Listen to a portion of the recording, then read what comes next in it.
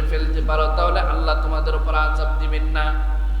1, 2 করে 3 বছর পর্যন্ত হুদ আলাইহিস সালামের সম্প্রদায় আদ জাতির উপর আল্লাহ তাআলা খরা দিলেন, ফল ফসল হয় না, বৃষ্টি হয় না, পানির অভাব। এরপরও এরা ঈমান আনে না। আল্লাহ সুবহানাহু ওয়া তাআলা তাদেরকে ধ্বংস করে দেওয়ার চূড়ান্ত ফয়সালা করলেন। কিভাবে ধ্বংস করলেন? কোরআনে কারীম সূরাতুল হাক্কার মধ্যে আল্লাহ তাআলা আলোচনা করেছেন, ওয়া আম্মা আদুন ফাউহলিকু বিরিহিন সরসরিন আতিয়া। আল্লাহ তাআলা হুদ আলাইহিস সালামের সম্প্রদায়কে আপনার ধ্বংস করার জন্য প্রচন্ড বেগের ঘূর্ণিঝড় পাঠালেন। এমন ঘূর্ণিঝড় পাঠালেন, প্রচন্ড বেগের ঘূর্ণিঝড় যখন আসে উপকূলীয় অঞ্চলগুলোতে আপনার সতর্কবাণী দেয়। প্রচন্ড বেগের ঘূর্ণিঝড় এমন জান্তাবায়ু হয়ে এলো, 1 দিন 2 দিন নয়। আল্লাহ বলেন সাকারাহা আলাইহিম সাবআ লায়ালিন ওয়া সামানিয়াতা আইয়াম, 7 রাত 8 দিন। কি 7 রাত 8 দিন পর্যন্ত কন্টিনিউ লাগাতার প্রচন্ড বেগে। আমাদের দেশের যে ঘূর্ণিঝড় হয় মাত্র 100 মাইল বেগে, 200 মাইল বেগে ঘূর্ণিঝড় হয়। এটা কত হাজার মাইল, কত হাজার কিলোমিটার বেগে হয়েছিল পৃথিবীর কেউ বলতে পারে না, একমাত্র বলতে পারেন কে? এমন প্রচন্ড ঘূর্ণিঝড় বাতাসে সব একেবারে লন্ড ভন্ড করে ফেলল। বড় বড় গাছগুলা একেবারে ভেঙ্গে চুরমার হয়ে গেল, গোড়া শুদ্ধ উপড়ে গেল। 1 ঘন্টা 2 ঘন্টার ঘূর্ণিঝড় নয়, 1 দিনের ঘূর্ণিঝড় যদি হয় আমাদের অবস্থা খারাপ হয়ে যায়। 1 দিন 2 দিন নয়, লাগাতার 8 দিন পর্যন্ত, 8 দিন 7 রাত পর্যন্ত তাদের উপর ঘূর্ণিঝড় হলো। আল্লাহ বলেন ফাতারাল কওমা ফিহা সারআ কাআন্নাহুম আ'জাযু নাখলিন খাবিয়া। এত প্রচন্ড ঘূর্ণিঝড় তাদের উপর হয়েছে। 8 দিন পর্যন্ত, 7 রাত পর্যন্ত তাদের ঘর বাড়িগুলা ধ্বংস হয়ে একেবারে চৌচির হয়ে তৃণলতার মতো একেবারে ছারখার হয়ে গেছে। হযরত মূসা আলাইহিস সালাম ফেরাউন এর মতো দুর্দান্ত প্রতাপশালী জালেমের সময়ে দুনিয়াতে এসেছিলেন। আল্লাহ তাআলা তাকে বিশেষ ব্যবস্থাপনায় রক্ষা করেছিলেন। শেষ পর্যন্ত ফেরাউনের ঘরেই আল্লাহ তাআলা তাকে লালন পালন করলেন। সেখান থেকে মূসা আলাইহিস সালামকে আল্লাহ নবুয়ত দিলেন। কিপ্তিদের এক লোককে ঘুষি দিয়ে মেরে ফেলেছিলেন, মিশর থেকে পলায়ন করে চলে গেলেন। আসার পথে শুআয়ব আলাইহিস সালামের মেয়েকে বিয়ে করে নিয়ে আসছিলেন। যারা শুনছেন আগের কথাগুলো স্মরণ আছে না? আল্লাহ তাআলা নবুয়ত দিলেন, ফেরাউনের সামনে আসলেন দ্বীনের কথা, তাওহীদের কথা বলার জন্য। এখনো কিন্তু তাওরাত দেওয়া হয় নাই। হযরত মূসা আলাইহিস সালামকে আল্লাহ তাআলা নবুয়ত দিলেন। মূসা আলাইহিস সালামের মুখে একটু জড়তা ছিল, কথাগুলো স্পষ্ট হতো না। আল্লাহর কাছে দরখাস্ত করলেন, আল্লাহ আমার ভাই হারুনকেও আমার সাথে নবী বানাইয়া দেন। হু আফসাহু মিন্নি, সে আমার চেয়ে বিশুদ্ধ ভাষী। ফেরাউনের সামনে যায় সে কথা বলবে, তার কথা স্পষ্ট বোঝা যায় বিশুদ্ধ ভাষী। আপনি তাকেও আমার সাথে নবী বানাইয়া দেন। আল্লাহ তাআলা হারুন আলাইহিস সালামকে নবী বানাইয়া দিলেন।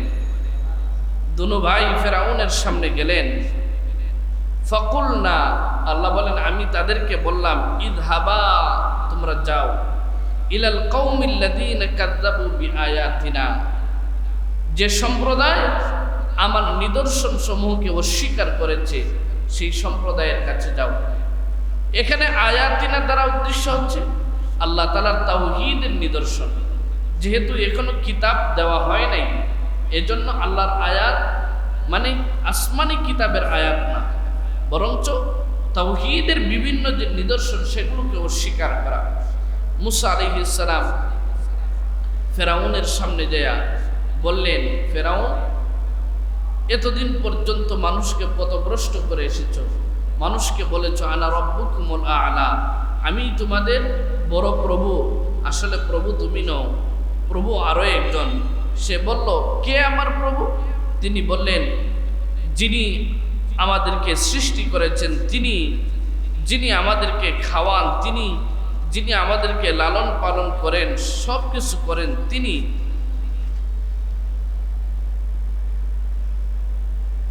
ফেরাউন বলল, ফামার রব্বুকুমা ইয়া মূসা, আমি যদি রব না হই তোমাদের রব কে?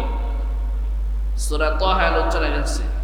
আল্লাহ তাআলা বললেন, ক্বালা রব্বুনা আল্লাযী আ'তা কুল্লা শাইইন খালকাহু সুম্মা হাদা। মূসা আলাইহিস সালাম বললেন যে আমার রব হচ্ছেন তিনি, যিনি প্রত্যেক বস্তুকে সৃষ্টি করেছেন এবং তাকে তার উপযোগী পথ নির্দেশনা দিয়েছেন, তিনি হলেন আমার রব। সেখানে লম্বা আলোচনা আসছে। আল্লাহ তাআলা বলেন, মূসা আলাইহিস সালাম এবং হারুন আলাইহিস সালাম তারা তাদের কাছে দ্বীনের দাওয়াত দিলেন, তাওহীদের দাওয়াত দিলেন। এখানে খুব সংক্ষেপে আল্লাহ বলেছেন, লম্বা না। ফাদাম্মারনাহুম তাদমীরা, আল্লাহ বলে এরপরে আমি তাদেরকে সমূলে ধ্বংস করে দিলাম, মানে ফেরাউনের বাহিনীকে একেবারে ধ্বংস করে দিলাম।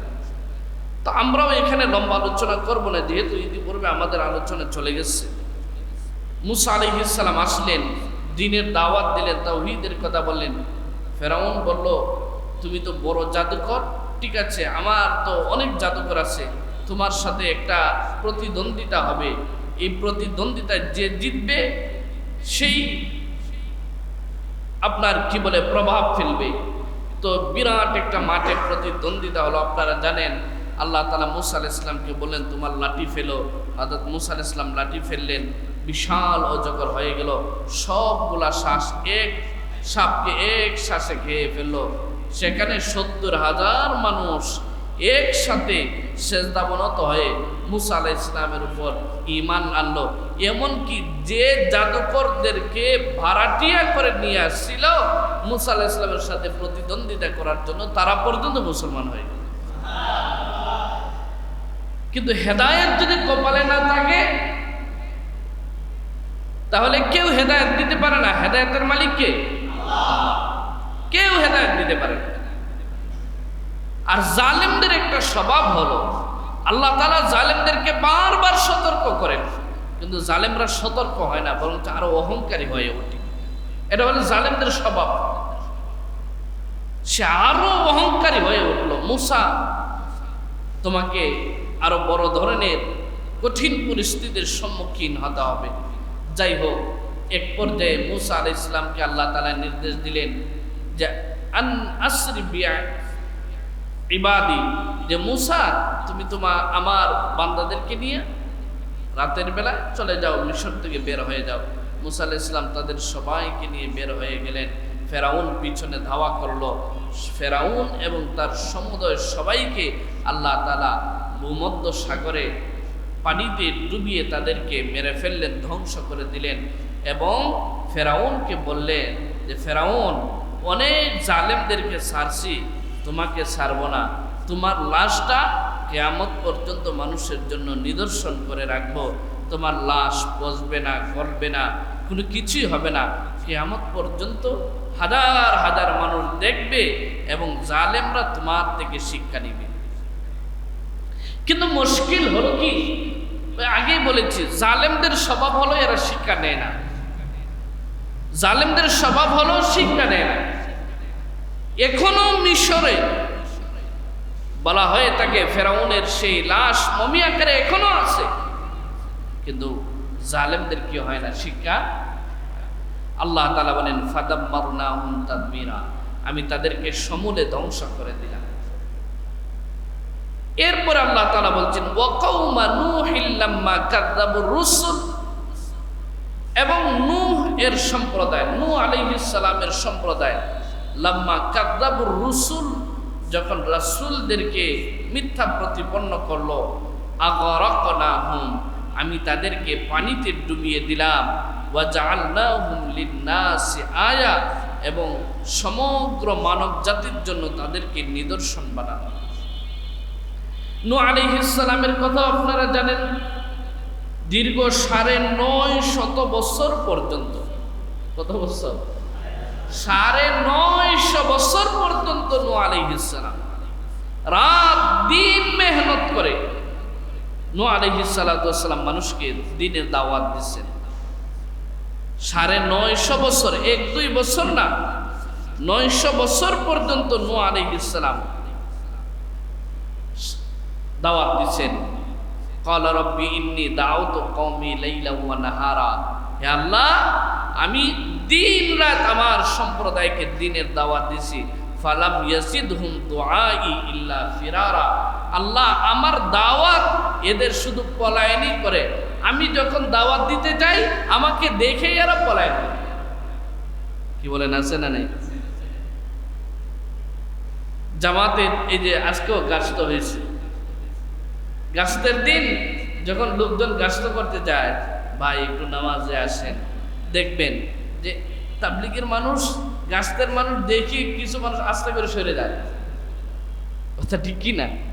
আস্তে করে সরে যায় কেন? যে দেখলে পরে পাইলেই তো দিনের দাওয়াত দিবে, আবার যদি মসজিদে যেতে হয়,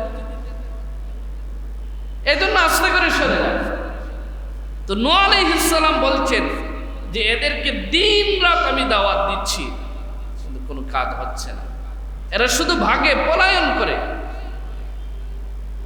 শুধু এতটুকুই না, ওয়া ইন্নী কুল্লামা দাউতুহুম লিতাগফিরা লাহুম, আর আমি যখন তাদেরকে ডাকি, আহ্বান করি যে আপনি তাদেরকে মাফ করে দেবেন হে আল্লাহ, তখন এরা আমার দাওয়াত তো শুনি না, জালু আসাবিআহুম ফি আযানিহিম, আমার কথা যাতে না শুনে কানে আঙ্গুল দিয়ে দেয়।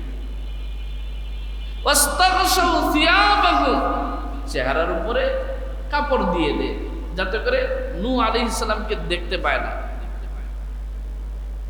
আল্লাহ সুবহানাহু ওয়া তাআলা বলেন কাযযাবুর রুসুল, এরা নূহ আলাইহিস সালামকে অস্বীকার করল। ৯৫০ বছর পর্যন্ত নূহ আলাইহিস সালাম দাওয়াত দিলেন। ওয়া মা আমানা, এদের অনেক মানুষ, কত মানুষকে হযরত নূহ আলাইহিস সালাম ৯৫০ বছর পর্যন্ত দাওয়াত দিলেন, কিন্তু এরা হযরত নূহ আলাইহিস সালামের উপর ঈমান আনলো না। ওয়া মা আমানা মাহু ইল্লা কালিল, অল্প সংখ্যক মানুষ নূহ আলাইহিস সালামের উপর ঈমান আনছে। তাফসীরের কিতাবে আসছে মাত্র ৮০ জন মানুষ। কয়জন? বছরে যদি একজন হইতো তাহলে ৯৫০ মানুষ হইত। হযরত ইবনে আব্বাস রাদিয়াল্লাহু আনহু থেকে বর্ণিত, মাত্র ৮০ ফরদা, মাত্র ৮০ জন মানুষ নূহ আলাইহিস সালামের উপর ঈমান আনছে। ৯৫০ বছর পর্যন্ত দাওয়াত দিচ্ছে, দিন রাত দাওয়াত দিচ্ছে। দাওয়াত দিতে দিতে দিতে দিতে ক্লান্ত হয়ে গেছে। এরপরে একবার আল্লাহর কাছে দোয়া করছে, আল্লাহ রব্বি লা তাযার আলাল আরদি মিনাল কাফিরিনা দাইয়ারা, এদেরকে দাওয়াত দিলাম, দাওয়াত তো মানেই না। ওয়া মাকারু মাকরান কুব্বারা, আমার বিরুদ্ধে বিভিন্ন ষড়যন্ত্র করে আমাকে শেষ করে দেওয়ার জন্য, ধ্বংস করে দেওয়ার জন্য, মেরে ফেলার জন্য আমার বিরুদ্ধে ষড়যন্ত্র করে। আল্লাহ তুমি আর তাদের একজনকেও রাখিও না, তাদেরকে ধ্বংস করে দাও। নূহ আলাইহিস সালাম বদদোয়া করে ফেললেন।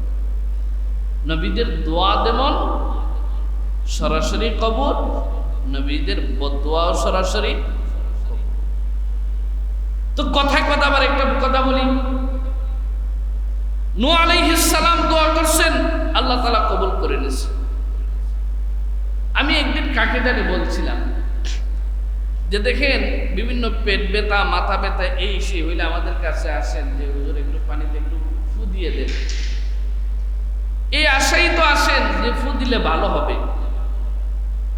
হুজুরদের ফু দিলে যেমন অসুখ ভালো হয়, আবার বেশি উল্টা পাল্টা করলে ফু দিলে কিন্তু অসুখ হওয়ারও আশঙ্কা আছে। কথা ঠিক কিনা? এটা একটা জাস্ট ফান করে বললাম। তো হযরত নূহ আলাইহিস সালাম আল্লাহর কাছে দোয়া করছে, দোয়া ডাইরেক্ট কবুল। নবীরা যদি কারোর জন্য ভালোর জন্য দোয়া করে সরাসরি কবুল, কারোর জন্য যদি বদদোয়া করে এটাও কবুল। মা বাবা যদি সন্তানের ভালোর জন্য দোয়া করে এটাও কবুল। মা বাবা যদি সন্তানের আপনার পর বদদোয়া করে এটাও আল্লাহর কাছে কবুল হয়ে যায়। নূহ আলাইহিস সালাম ৯৫০ বছর পর্যন্ত দাওয়াত দিলেন। মাত্র ৮০ জন মানুষ ঈমান আনলো, নূহ আলাইহিস সালামের উপরে ঈমান আনলো, আর সবাই প্রত্যাখ্যান করলো। প্রকারান্তরে এরা নূহ আলাইহিস সালামের বিরুদ্ধে ষড়যন্ত্র করলো। ওয়া মাকারু মাকরান কুব্বারা। নূহ আলাইহিস সালাম আল্লাহর কাছে দোয়া করলেন, রাব্বি লা তাদার আলাল আরদি মিনাল কাফিরিনা দাইয়ারা। নূহ আলাইহিস সালাম আল্লাহর কাছে দোয়া করলেন, আল্লাহ পৃথিবীতে আর একটা কাফেরকে আপনি বাঁচিয়ে রাখবেন না, সবগুলা কাফেরকে ধ্বংস করে দিন। নূহ আলাইহিস সালামের দোয়ার পরে আল্লাহ তাআলা আকাশ থেকে বৃষ্টি বর্ষণ করা শুরু করে দিলেন। জমিন থেকে পানি উদ্গত হওয়া শুরু হয়ে গেল। আস্তে আস্তে পানি বাড়ছে, প্রচন্ড বৃষ্টি হচ্ছে, একটু একটু করে পানি আসছে। নূহ আলাইহিস সালাতু ওয়াস সালাম দেখতেছেন। আল্লাহ তাআলা আগেই বললেন, আযাব যখন শুরু হয়ে যাবে কাউকে কিন্তু ডাকতে পারবা না, তোমার সন্তানও যদি হয় তাকে কিন্তু বাঁচানোর চেষ্টা করতে পারবা না। নূহ আলাইহিস সালাতু ওয়াস সালাম এক পর্যায়ে যখন দেখলেন আযাব বেশি যাচ্ছে, পানি শুধু বাড়ছে আর বাড়ছে, নূহ আলাইহিস সালাম তার সন্তানকে ডাক দিলেন, এ সন্তান আসো, যদি বাঁচতে চাও আমার সাথে নৌকায় ওঠো। সে বলল, না, সাআউই ইলা জাবালি ইয়াসিমুনি মিনাল মা, পাহাড়ে উঠে যাব, পাহাড় আমাকে রক্ষা করবে। মনে রাখবেন, আল্লাহর আযাব যদি চলে আসে তাহলে একমাত্র আল্লাহর দয়া ছাড়া আর কেউ রক্ষা করতে পারে না। আল্লাহর আযাব যদি আসে তাহলে আযাব থেকে বাঁচার জন্য আল্লাহর দয়া দরকার, এছাড়া আর কোনো উপায়। আল্লাহ বলেন ফাদাম্মারনা, আল্লাহ বলেন ওয়াজআলনাহুম লিন-নাসি আয়া, আমি তাদেরকে মানুষদের জন্য নিদর্শন বানালাম। ওয়া আ'তাদনা লিয-যালিমিনা আযাবান আলীমা, এবং জালেমদের জন্য আমি তৈরি করেছি আযাবান আলীমা, যন্ত্রণাদায়ক আযাব, যন্ত্রণাদায়ক শাস্তি আমি জালেমদের জন্য তৈরি করে রেখেছি। ওয়া আদম ওয়া সামুদ, আল্লাহ তাআলা আরো বলছেন, আরো কিছু জালেমদের কথা শুনেন। ওয়া আদ সম্প্রদায়, ওয়া সামুদ সম্প্রদায়, ওয়া আসহাবার রাসসি, এবং রাস এর অধিবাসীরা। আদ সম্প্রদায় কারা? আদ সম্প্রদায়ের কথা আল্লাহ সুবহানাহু ওয়া তাআলা কোরআনে কারীমে বিভিন্ন জায়গায় উল্লেখ করেছেন। সূরাতুল আরাফে আল্লাহ তাআলা লম্বা করে এই আদ এবং সামুদ জাতির কথা আল্লাহ তাআলা সেখানে উল্লেখ করেছেন, যে আদ এবং সামুদ জাতি কি করেছিল আল্লাহ সুবহানাহু ওয়া তাআলা সেখানে লম্বা করে আলোচনা করেছেন। যে আদ সম্প্রদায়ের দিকে আল্লাহ তাআলা হযরত হুদ আলাইহিস সালামকে পাঠিয়েছিলেন। কাকে? হুদ আলাইহিস সালাম। হুদ আলাইহিস সালাম আদ সম্প্রদায়ের মানুষ, এরা ছিল শক্তিশালী মানুষ, লম্বা মানুষ। বলা হয়ে থাকে আদ সম্প্রদায়ের মানুষ সর্বনিম্ন যে মানুষটা ছিল, এই মানুষটা ছিল সর্বনিম্ন ছিল 18 ফুটের মানুষ। কত? 18 ফুট লম্বা, 18 ফুট লম্বা, বড় বড় মানুষ ছিল। এরা ছিল খুব শক্তিশালী, এরা ছিল খুব শক্তিশালী। এরা পাহাড় কেটে কেটে, এরপরে বড় বড় পাহাড়ের যে আপনার পাথর আছে, সেই পাথর কেটে কেটে এরা জীবিকা নির্বাহ করত। কয়েক মন ওজনের পাথর এক একজন মানুষ এক হাতে উঠে। কেমন শক্তিশালী ছিল! আদ সম্প্রদায়ের মানুষ হযরত হুদ আলাইহিস সালামকে আল্লাহ সুবহানাহু ওয়া তাআলা আদ সম্প্রদায়ের লোকজনের কাছে পাঠালেন। হুদ আলাইহিস সালাতু ওয়াস সালাম তাদেরকে দ্বীনের দাওয়াত দিলেন। এরা পাহাড় কাটে, এরপরে পাথর কাটে, পাথর কাটতে কাটতে এক সময় পাথর দিয়ে মূর্তি বানায় ফেলছে। পাথর দিয়ে মূর্তি বানায়া সেই মূর্তির পূজা করা শুরু করে দিল। আল্লাহ সুবহানাহু ওয়া তাআলা তাদেরকে হেদায়েতের জন্য হযরত হুদ আলাইহিস সালামকে আল্লাহ তাআলা পাঠালেন। হুদ আলাইহিস সালাম তাদেরকে দীর্ঘদিন পর্যন্ত দ্বীনের দাওয়াত দিলেন, কিন্তু আদ সম্প্রদায় হুদ আলাইহিস সালাতু ওয়াস সালামের আপনার দাওয়াত মানে নেই। না মানার কারণে আল্লাহ তাদেরকে শাস্তি দিলেন। কোরআনে কারীমে বিভিন্ন জায়গায় এদের কথা এসেছে। আল্লাহ তাআলা বলেন, ওয়া আম্মা আদুম ফাউহলিকু বিরিহিন সারসারিন আতিয়া। আল্লাহ তাআলা তাদেরকে শাস্তি দিলেন। হুদ আলাইহিস সালাম বললেন, তোমাদের কাছে শাস্তি আসবে, তবে আগেই বলেছি আল্লাহ তাআলা হুট করে শাস্তি দেন না, তোমাদের সতর্কতার জন্য একটা সতর্ক বাণী আসবে যে তোমাদের ফল ফসল হবে না, প্রচন্ড খরা হবে। এই খরা এবং প্রচন্ড খরা দেখে যদি আসমান থেকে বৃষ্টি আসবে না, চাইলেও পানি পাবে না। যদি ঈমান আনো ব্যবস্থা হবে, আর যদি ঈমান না আনো এর চেয়ে বড় শাস্তি হবে। তাফসীরের কিতাবে আছে 3 বছর পর্যন্ত, কয় বছর? 3 বছর পর্যন্ত বৃষ্টি হয় নাই, প্রচন্ড খরা, ফল ফসল যা হয় সব জলে একেবারে শেষ হয়ে যায়। আল্লাহ সুবহানাহু ওয়া তাআলা আদ সম্প্রদায়কে সতর্ক করলেন, দেখো তোমাদের উপর আযাব আসবে যদি কথা না মানো, আল্লাহর উপর ঈমান আনো। যদি তাওহীদ এবং আল্লাহকে বিশ্বাস করে ফেলতে পারো তাহলে আল্লাহ তোমাদের উপর আযাব দিবেন না। 1, 2 করে 3 বছর পর্যন্ত হুদ আলাইহিস সালামের সম্প্রদায় আদ জাতির উপর আল্লাহ তাআলা খরা দিলেন, ফল ফসল হয় না, বৃষ্টি হয় না, পানির অভাব। এরপরও এরা ঈমান আনে না। আল্লাহ সুবহানাহু ওয়া তাআলা তাদেরকে ধ্বংস করে দেওয়ার চূড়ান্ত ফয়সালা করলেন। কিভাবে ধ্বংস করলেন? কোরআনে কারীম সূরাতুল হাক্কার মধ্যে আল্লাহ তাআলা আলোচনা করেছেন, ওয়া আম্মা আদুম ফাউহলিকু বিরিহিন সারসারিন আতিয়া। আল্লাহ তাআলা হুদ আলাইহিস সালামের সম্প্রদায়কে আপনার ধ্বংস করার জন্য প্রচন্ড বেগের ঘূর্ণিঝড় পাঠালেন। এমন ঘূর্ণিঝড় পাঠালেন, প্রচন্ড বেগের ঘূর্ণিঝড় যখন আসে উপকূলীয় অঞ্চলগুলোতে আপনার সতর্ক বাণী দেয়। প্রচন্ড বেগের ঘূর্ণিঝড় এমন জানতে হয়ে এলো, 1 দিন 2 দিন নয়। আল্লাহ বলেন, সাকারাহা আলাইহিম 7 লায়ালিন ওয়া 8 আইয়াম, 7 রাত 8 দিন, কি 7 রাত 8 দিন পর্যন্ত কন্টিনিউ লাগাতার প্রচন্ড বেগে। আমাদের দেশের যে ঘূর্ণিঝড় হয় মাত্র 100 মাইল বেগে, 200 মাইল বেগে ঘূর্ণিঝড় হয়, এটা কত হাজার মাইল, কত হাজার কিলোমিটার বেগে হয়েছিল পৃথিবীর কেউ বলতে পারে না, একমাত্র বলতে পারেন কে?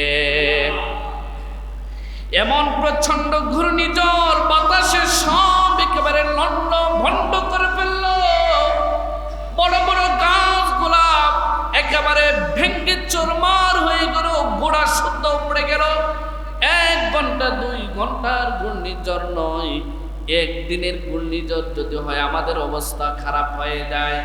1 দিন 2 দিন নয়, লাগাতার 8 দিন পর্যন্ত, 8 দিন 7 রাত পর্যন্ত তাদের উপর ঘূর্ণিঝড় হলো। আল্লাহ বলেন, ফাতারাল কওমা ফিহা সারআ কাআন্নাহুম আ'জাযু নাখলিন খাবিয়া। এত প্রচন্ড ঘূর্ণিঝড় তাদের উপর হয়েছে। 8 দিন পর্যন্ত, 7 রাত পর্যন্ত তাদের ঘর বাড়িগুলা ধ্বংস হয়ে একেবারে চৌচির হয়ে তৃণলতার মতো একেবারে ছারখার হয়ে গেছে। সব ধ্বংস শেষ। আল্লাহ সুযোগ দিচ্ছে কিনা? আল্লাহ সুযোগ দিলেন কয় বছর পর্যন্ত? 3 বছর পর্যন্ত আল্লাহ সুযোগ দিচ্ছে। তো বনি আদম গুনাহ করে। আরো একদিন হয়তো কোন দিন বলেছিলাম, মানুষের অন্যায় এবং জুলুমের প্রায়শ্চিত্ত আল্লাহ প্রথমেই দেয় না। জুলুম এবং অন্যায়ের প্রায়শ্চিত্ত দুনিয়াতে আল্লাহ প্রথমেই দেয় না। একবার, দুইবার, 3বার করতে করতে যখন অভ্যস্ত হয়ে যায়, এটাকে যখন কিছুই মনে করে না, তুচ্ছ মনে করে, তখনই আল্লাহ তাআলা এর শাস্তি দেন। এর আগে আল্লাহ তাআলা সতর্ক করে। একবার, দুইবার হইলে আল্লাহ মাফ করে দেয়। আল্লাহ তো রহিম, রহমান, মাফ করে দেয়। যখন বারবার করে ফেলে, এরপরে আল্লাহ তাআলা পাকড়াও করে। তো আদ সম্প্রদায় আল্লাহ তাআলা তাদেরকে 3 বছর সুযোগ দিয়েছেন, কিন্তু এরা শুধরায় নাই। এরপর আল্লাহ বলছেন ওয়া সামুদ, এবং সামুদ সম্প্রদায়। সামুদ সম্প্রদায়ের কাছে আল্লাহ তাআলা হযরত সালেহ আলাইহিস সালামকে পাঠাইলেন। কাকে?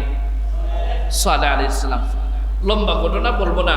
হযরত সালেহ আলাইহিস সালাম দ্বীনের দাওয়াত দিলেন তাদেরকে।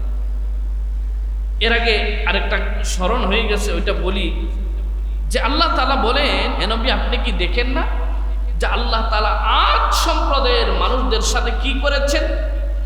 ইরমা যাতিল ইমাদ, এরা প্রচন্ড শক্তিশালী মানুষ ছিল।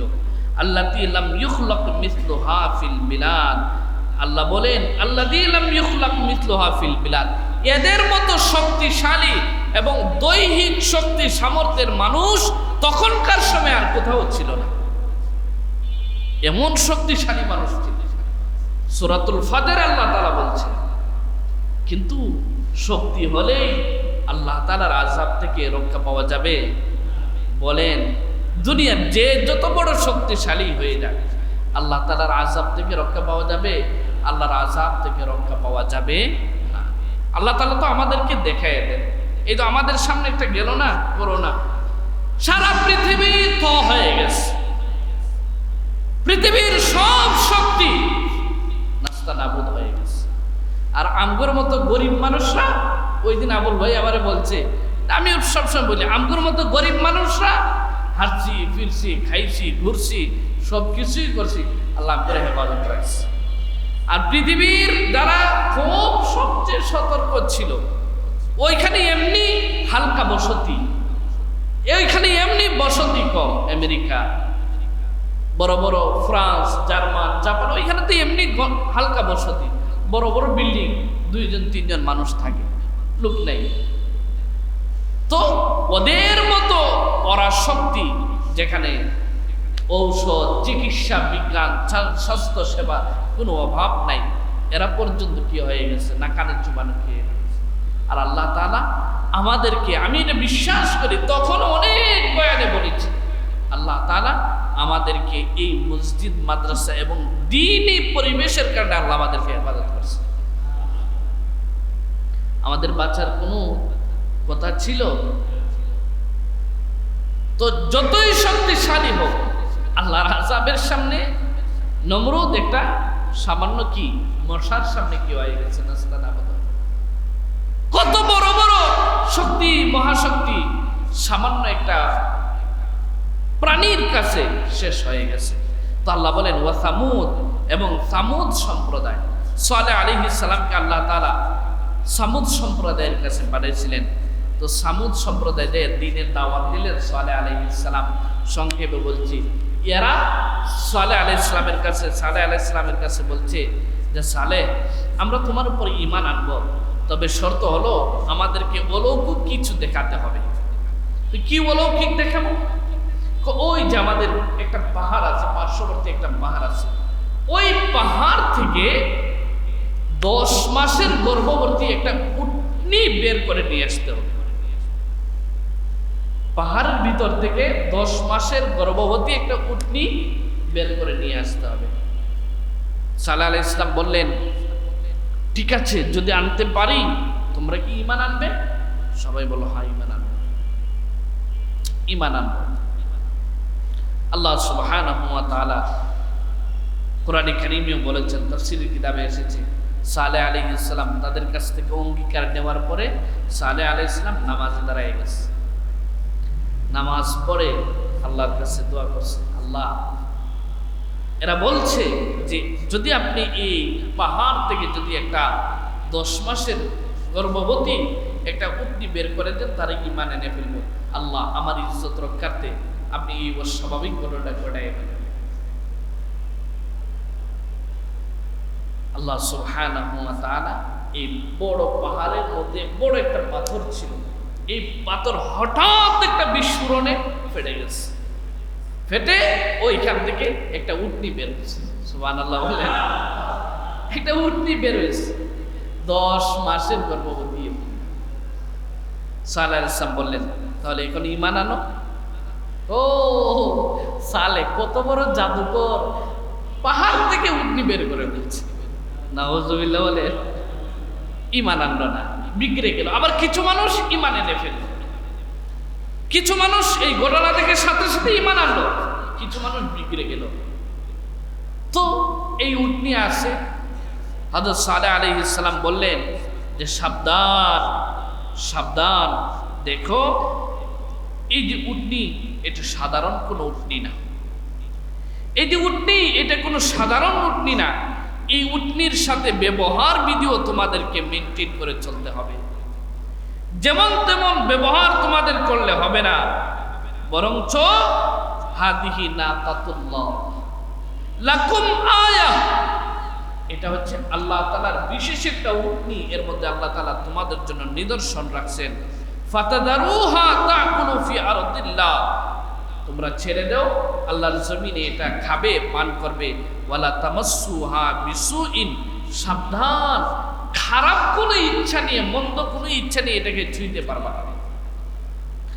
উটনি দিলেন, এত বিশাল উটনি, এটা সাধারণ মানুষের কূপ থেকে পানি উঠায়, ওই কূপ থেকে মানুষরা পানি খায়, আবার তাদের গৃহপালিত যে গবাদি পশু আছে ওই উটনি থেকে ওই আপনার কূপ থেকেও পানি খায়। কিন্তু মুশকিল হলো সালেহ আলাইহিস সালামের এই উটনি যখন পানি খায় সব পানি এক টানে শেষ করে ফেলে, আর একটু পানিও বাকি থাকে না, লোকজন কোনো পানি পায় না। মুশকিল আছে না নেই? মুশকিলে পড়ে গেছে।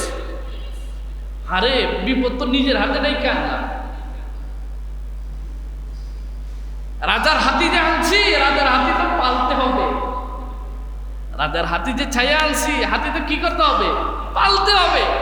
হাতি তো আনলেই শুধু হবে না, এটাকে তো পালতে হবে। বনে ঘাস খাইতে যায়, মানে ঘাস খাইতে যায়, সব ঘাস একাই খেয়ে ফেলে, অন্য কিছুই রাখে না। কূপে পানি খায়, মুখ দিলে সব পানি একসাথে শেষ করে ফেলে। এরা পড়ছে বড় বিপদে। সালেহ আলাইহিস সালামের কাছে আসছে। সালেহ আলাইহিস সালাম বললেন, যাই হোক সাবধান, কিছু করতে পারবে না, যদি করো সব ধ্বংস হয়ে যাবে, যদি করো সব ধ্বংস হয়ে যাবে। আল্লাহ সুবহানাহু ওয়া তাআলা এরপরে হযরত সালেহ আলাইহিস সালামের কাছে এরা যখন বারবার আসে, সালেহ আলাইহিস সালাম একটা সিস্টেম করলেন। যে সিস্টেম কি? সিস্টেম হলো যে দেখো, হযরত সালেহ আলাইহিস সালাম সিস্টেম করলেন, যে সিস্টেম হলো এই কূপ থেকে পানি একদিন তোমরা আর তোমাদের উটনিগুলা খাবে, আর আরেকদিন খাইবে আমার এই উটনি। এদিন আর কারোর জন্য বরাদ্দ না, এদিন শুধু সেই খাবে। তাহলে আমরা সে যেদিন খাবে ওদিন তো কোনো পানি পাবো না, আমরা চলবো কিভাবে? সালেহ ইসলাম বলে দিলেন, তোমরা চলবে হচ্ছে যে ওই তোমাদের উটনি দুধ দিবে, ওই দুধ তোমরা পান করবে, যদি পাত্র টাত্র ধোয়ার প্রয়োজন পড়ে ওই দুধ দিয়ে ধুইবে, এরপরও পানি ধরতে পারবে না। যাই হোক, লম্বা ঘটনা। এইভাবে কয়েকদিন গেছে, কিন্তু দুষ্ট লোকরা আর মানতে পারে নাই। একদিন যায়া হযরত সালেহ আলাইহিস সালামের এই উটনির পায়ের মধ্যে আঘাত করল। আল্লাহ সুবহানাহু ওয়া তাআলা বলেন, ওয়া সামুদ, এবং সামুদ সম্প্রদায়কে আমি ধ্বংস করে দিলাম। কিভাবে ধ্বংস করে দিলাম? বিকট একটা আওয়াজ হয়েছে, প্রলয়ঙ্কারী একটা আওয়াজ হয়েছে। এই আওয়াজের পেটে সবগুলা মরে একেবারে তছনছ হয়ে গেছে। সবাইকে আল্লাহ ধ্বংস করে দিয়েছে। ও আসহাবার রাসসি, এবং রাস এর অধিবাসী, রাস অধিবাসী মানে রাসসুন মানে হচ্ছে কূপ। তাফসীরের কিতাবে এসেছে সামুদ সম্প্রদায়ের যে সমস্ত লোক বেঁচে ছিল এদেরই বংশধররা, মানে যারা ঈমান আনছিল এদেরই বংশধররা পরবর্তীতে বিগড়ে যায়। আর বিগড়ে যাওয়ার পরে এরা একটা কূপের পাশে বসবাস করত। এরা এত জঘন্য বিগড়ে ছিল, আল্লাহ তাআলা তাদের কাছে যে পয়গাম্বরকে পাঠিয়েছিলেন, তাফসীরের কিতাবে এসেছে ওই পয়গাম্বরকে তারা হত্যা করে ওই কূপের মাঝে ঝুলিয়ে রাখছিল। আল্লাহ তাআলা তাদেরকে ধ্বংস করে দিলেন। কিভাবে ধ্বংস করলেন এটা আল্লাহ তাআলা কোরআনে বলেন নাই। আল্লাহ বলেন ওয়া কুরুনাম বাইনা যালিকা কাসীরা, আর এদের মধ্যে আরো বহু সম্প্রদায়কে আমি ধ্বংস করেছি যারা আল্লাহর বিধান মানে নাই, আল্লাহর বিধানকে অস্বীকার করেছিলেন। আল্লাহ বলেন তাইলে আমি যে এদেরকে ধ্বংস করলাম, কারো মনে মনে আসতে পারে যে আল্লাহ এত সব মানুষকে ধ্বংস করে, আল্লাহ কি শুধু ধ্বংসই করে? আল্লাহ বলেন না, ওয়া কুল্লান দরাবনা লাহুল আমসাল, প্রত্যেকের জন্য ভালো হয়ে যাওয়ার জন্য আমি তাদেরকে সময় দিয়েছিলাম। প্রত্যেকের সামনে আমি বহু নিদর্শন এবং উদাহরণ পেশ করেছিলাম যে ভালো হয়ে যাও, ভালো হয়ে যাও, আর না হইলে তোমাদের পরিণতি অমুকের মতো হবে, তোমাদের পরিণতি তমুকের মতো হবে, ভালো হয়ে যাও, ভালো হয়ে যাও। এরপরেও এরা ভালো হয় নাই। আল্লাহ বলেন ওয়া কুল্লান তাব্বারনা তাদবীরা, এরপরে আমি তাদের সবাইকে ধ্বংস করে দিয়েছি, একেবারে ধ্বংস করে দিয়েছি। তাহলে ধ্বংস যে হলো, আল্লাহ দিয়ে এদের উপর আযাব দিলেন, দোষ কি আল্লাহ নাকি এদের? বলেন দোষ কি আল্লাহ? আল্লাহ ইন্নাল্লাহা লা ইয়াযলিমু মিসকালা যাররা, আল্লাহ যাররা পরিমাণ অনুপরিমাণ কারো উপর জুলুম করেন। আপনার একটা ক্ষতি হয়েছে, বুঝতে হবে আমার নিশ্চিত কোনো একটা গাফলা আছে, নিশ্চিত আমার কোনো একটা সমস্যা আছে, যে সমস্যার কারণে এটা হয়েছে। আল্লাহ আমার উপর অবশ্যই জুলুম করবেন, এজন্য জুলুম থেকে বাঁচতে হবে, আল্লাহর বিধানকে অস্বীকার করা থেকে বাঁচতে হবে। যে যত বড় শক্তি হয়ে যাক না কেন, আল্লাহ তাআলার নিদর্শন সমূহকে যারা অস্বীকার করে এরা কেউ বাঁচতে পারে না। এজন্য ঈমান আনতে হবে কার উপর? বিধান মানতে হবে কার? আল্লাহর বিধান মানতে হবে সর্বক্ষেত্রে। আল্লাহ তাআলা আমাদেরকে তার বিধান মানার তৌফিক দান করুন, বলি আমিন। কমপক্ষে যদি বিধান না মানতে পারি, কমপক্ষে ভালো মানুষদেরকে নিয়ে মস্করা করব না, ভালো মানুষদেরকে নিয়ে কি করব না। এইটা এক ধরনের মানুষের অভ্যাস আছে না নাই? নিজে নামাজ পড়ে না কিন্তু নামাজি নিয়ে মস্করা করে, কি বলেন আছে না নাই? নিজে হারাম খায় কিন্তু যারা হালাল খেয়ে একটু কষ্টে দিনাতিপাত করে এদেরকে নিয়ে মস্করা করে, বিভিন্ন ব্যঙ্গাত্মক কথাবার্তা বলে, আছে না নাই? নিজে ভালো কাজ করবে না কিন্তু যারা ভালো কাজ করে এদেরকে নিয়ে মস্করা করে, আছে না নাই? এগুলা করা যাবে না। এগুলা করলে ডবল আযাব, আল্লাহ তাআলার শাস্তি কঠিন, একবার না একবার আসবেই। আল্লাহ তাআলা আমাদের সবাইকে বুঝার দাও।